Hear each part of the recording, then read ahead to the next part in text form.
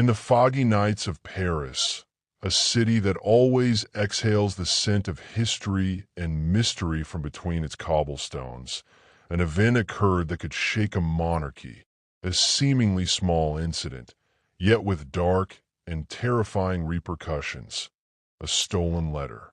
And here, realm of literature, begins our second exploration of Edgar Allan Poe's works, a journey into one of his most intricate mental puzzles, the Purloined letter. This story unfolds shortly after the grim events of the murders in the Rue Morgue. If you haven't encountered that tale, a link will be provided in the notes section. On nights when the fog enveloped the city in a cold, white embrace, and gas lamps flickered like trembling lanterns across the wet cobblestones of narrow streets, Paris revealed a different face, a visage emerging from the depths of history, mingled with hidden secrets and whispers of the past. On such a night, an event occurred that, at first glance, might seem trivial, yet could send deep tremors through the pillars of the monarchy. The theft of a letter that threatened the Queen's identity, not with sword or bullet, but with words inscribed on paper. This was the second journey into the mind of C. Auguste Dupin, the famous Parisian detective. After his previous adventure in the murders in the Rue Morgue, Dupin now had to uncover secrets not in streets or alleys, but in locked, mysterious rooms of Paris and in the hidden layers of human consciousness. G., the police prefect, with a pale face and anxious gaze, broke the heavy silence of Dupin's home. He recounted the story of a letter stolen from the Queen's private chamber in her own presence, a letter that the reckless Minister D. had taken, leaving behind a worthless copy to extort the contents for his own gain. The police had searched D.'s house from top to bottom. Carpets were lifted, walls pierced, frames removed, pages of books flipped, but the letter was never found. All the prefect's hopes now rested on Dupin's mind, the one capable of discerning the intricacies of human psychology and behavioral subtlety. Dupin, with a calm that admitted no anxiety, lit his pipe and, amid the blue smoke, said, "Your error is in measuring the thief's mind with that of the police. D.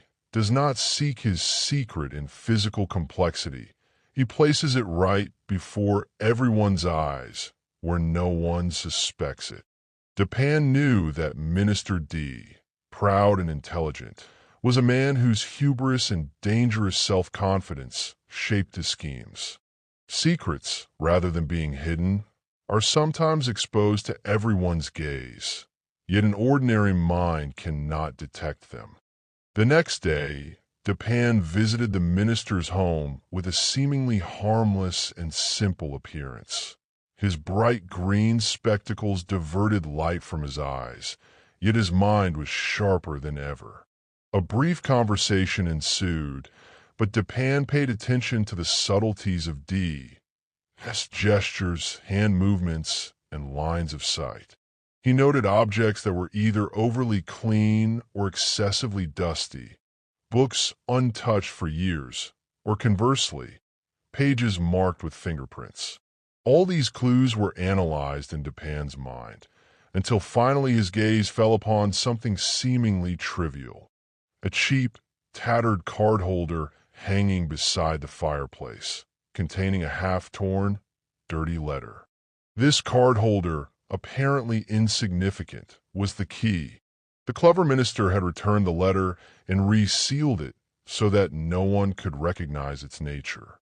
Dupin mentally recorded the scene and, upon leaving, deliberately left his cigarette box behind as a pretext to return the following day. He intended to test the minister's mind further and analyze the thief's plan with greater precision.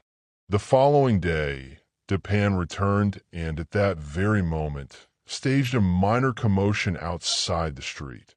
The sound of breaking glass, the cries of a few passers-by, and a suddenly moving crowd drew Minister D. its attention outward. In those few subtle seconds, Dupin retrieved the original letter and replaced it with a forged copy, inscribed with the threatening phrase Atrus and Thyestus, so that the minister knew the original was no longer in his possession, but remained unaware of who had taken it. When Dupin returned the letter to Prefect G, the official was astounded and elated as if rescued from a dark abyss. Yet Dupin merely offered a cold smile. He acted not for money nor politics. He had undertaken this game as a mental experiment to prove the superiority of intellect and human understanding. He demonstrated that secrets are sometimes hidden in the brightest light, in places everyone sees but no one notices, and only someone unafraid of darkness and capable of walking quietly in the light, like Dupin, can uncover them. In this narrative, the struggle between Dupin and D is not merely physical or legal, but psychological. D represents excessive pride and self-confidence, seeking complexity to assert power, whereas Dupin, through careful behavioral analysis and recognition of mental patterns, demonstrates that deep human understanding and attention to imperceptible details are the keys to solving the most intricate puzzles.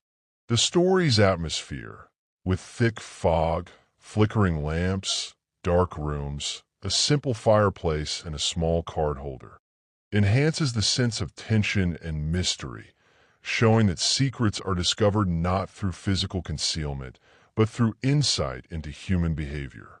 Dupin is not only a professional detective, but a practical philosopher. With ethical restraint and mental precision, he navigates and directs the game of power, showing that reason, analysis, and understanding can overcome arrogance and opportunism, even when a simple letter could shape a political future. In this tale, Poe focuses on the mental duel between Dupin and D. D embodies pride and overconfidence. He believes that to hide the letter, he must employ complex physical methods, ignoring that his own ego provides the best concealment. Dupin, in contrast, through precise psychological understanding, knows that even the cleverest individuals display repetitive patterns in their choices. To find the letter, he studies D's mind rather than searching physically, something G and the police overlooked. This contrast illustrates the difference between practical reasoning and psychological analysis, elevating the story from a simple theft mystery to a sophisticated detective narrative. Poe subtly reveals that what is hidden is sometimes in the most obvious place. Minister D places the letter in a simple, visible location where ordinary minds would not suspect it. This concept serves as a metaphor. In life and politics, apparent complexity does not guarantee security or success, and sometimes intelligent simplicity provides the most powerful concealment. Dupin, grasping this philosophy, uncovers the secret. Dupin is not only a professional detective, but also a practical philosopher. He imposes ethical boundaries on himself. He does not openly seize the letter, as it could endanger D and disrupt political balance. His goal is to demonstrate the superiority of reason, precise analysis, and understanding of human nature, not merely to achieve material or political outcomes. This moral dimension distinguishes Dupin from other contemporary detective figures. Through the lens of a seemingly minor theft, the story touches on themes of power, corruption, and political maneuvering. D represents abuse of authority and opportunism, while Dupin embodies reason, justice, and strategy. The stolen letter, despite its apparent insignificance, becomes a symbol of power and social influence, accessible only to those capable of analytical precision and mental acuity.